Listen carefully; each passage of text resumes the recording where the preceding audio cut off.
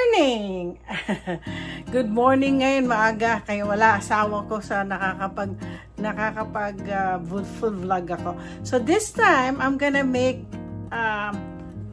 pork ribs. Tignan natin, i-brace ko according to what I know. Kasi I used to love to eat. Kaya masarap siya sa kanin.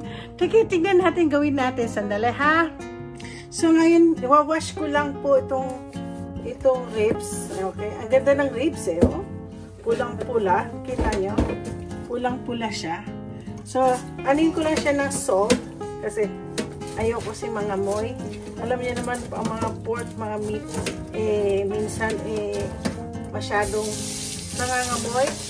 So, ayan, huhugasan ko po siya. Hugasan muna natin. Yung hugas na hugas.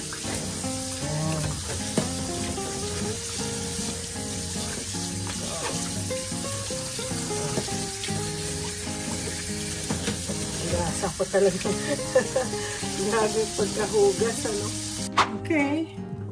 We'll have to saute garlic, of course. Garlic came from my garden.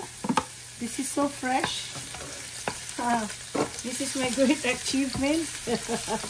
My what do you call this? Vegetable in my garden. I have not gotten. I think I have a lot of potatoes. So we'll see. I'm gonna pick up some potatoes. Yeah.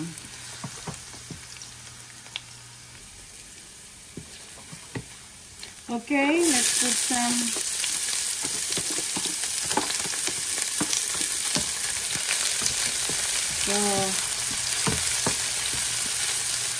yeah, regular, and then we put the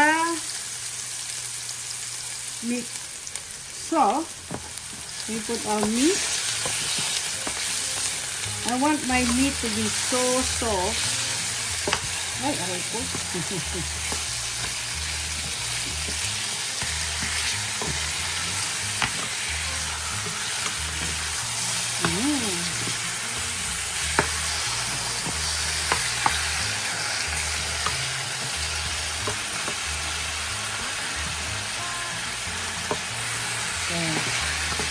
We need to keep on stirring it, you know. So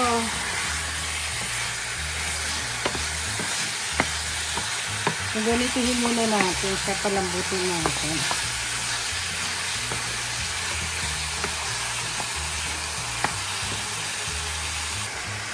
So we'll put some pepper. Ayan natin. Tapos po tayo na konting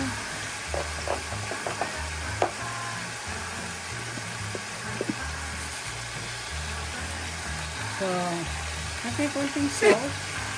Tapos lagyan ko ng ng paprika. Kasi paprika lang nakakapagkulay. Gusto ko may kulay to. Ayoko to maging parang kulay. Ano yun? Yung parang yung maputla. So, ngayon, siguro mag-ano na yan. Tingnan natin. Lagyan natin ng tubig. Because I want my ribs to be so soft. Yung halos maano nyo na yung pati matanggal na siya sa buto-buto niya. Okay? So, lagyan natin muna. At pakukuluan po natin. Now, from time to time, titignan natin kung malambot na. Para bago natin ilagay yung Okay. Yeah. So, palalambutin po natin ito. Yan. Tatakpan natin yan. Check natin. Medyo nag-ano na. Hindi pa siya. Hindi pa.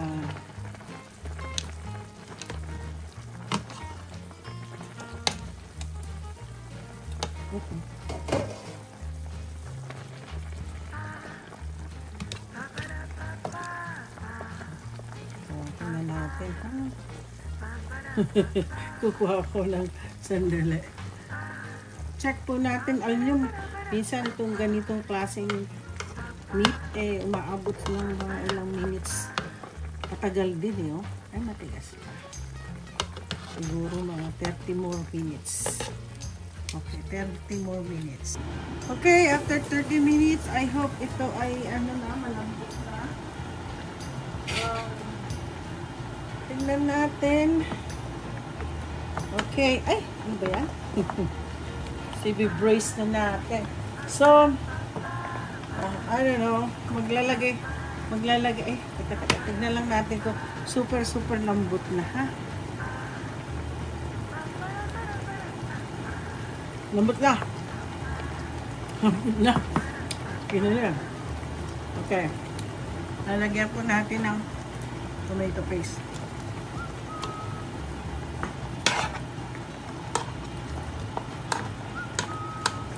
Sana mag-succeed ang aking braised ribs. Favorite ko to. Kasi dati, I've been doing this many times before. As much as possible, I wanna avoid the soy sauce so that my husband can eat this. You know, kasi meron siyang, ang ginamit ko po na toyo. Okay, sandali. Papakita ko sa inyo habang ako inaano ko yung, siguro dadagdagan ko pa kaya. Dagdagan ko pa. Pero papakita ko sa inyo.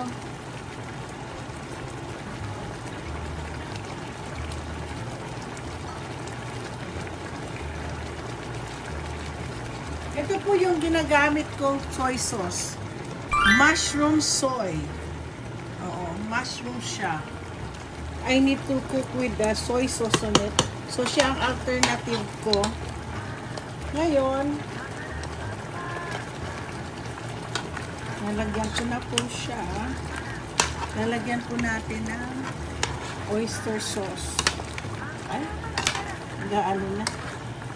Ay, ayan. Gamitin natin po ito.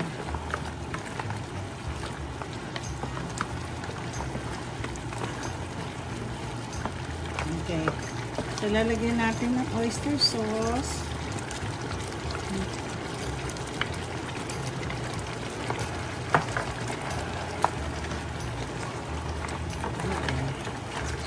So, kailangan natin para ma-brace siya.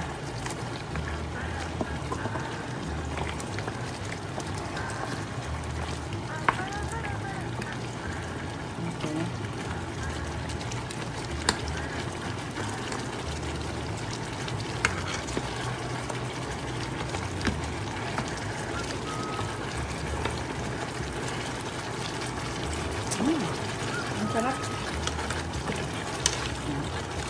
At least maganda-ganda ang kulay, ano?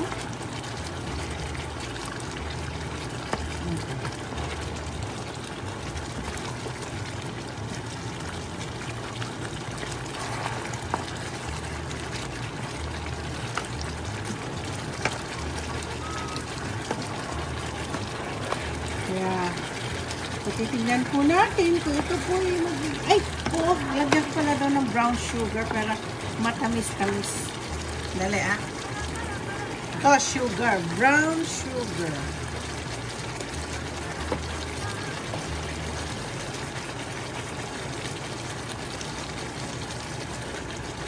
Okay.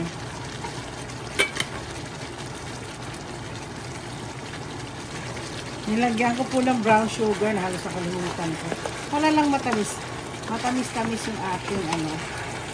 Gusto ko sana gamitin yung yung regular brown, regular barbecue sauce ng mga Americans. Ah, tama pala. Dapat pala tanggalin ko. Ano mo, tingnan nyo po, tingnan nyo po yun, oh. Sauce na siya, oh.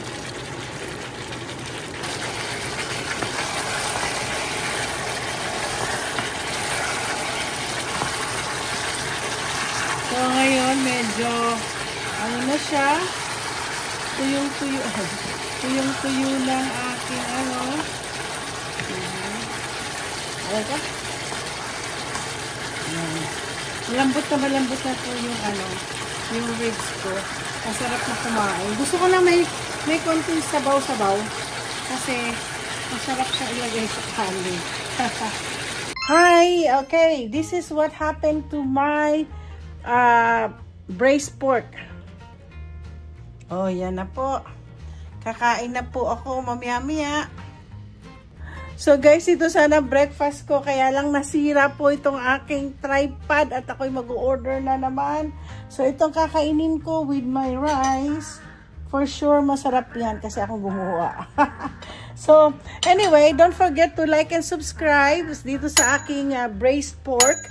At salamat po sa lagi po kayo nanonood at minsan ginagaya nyo. So, kung mayroon pa kayo malapit na may nag-request ng kalyos.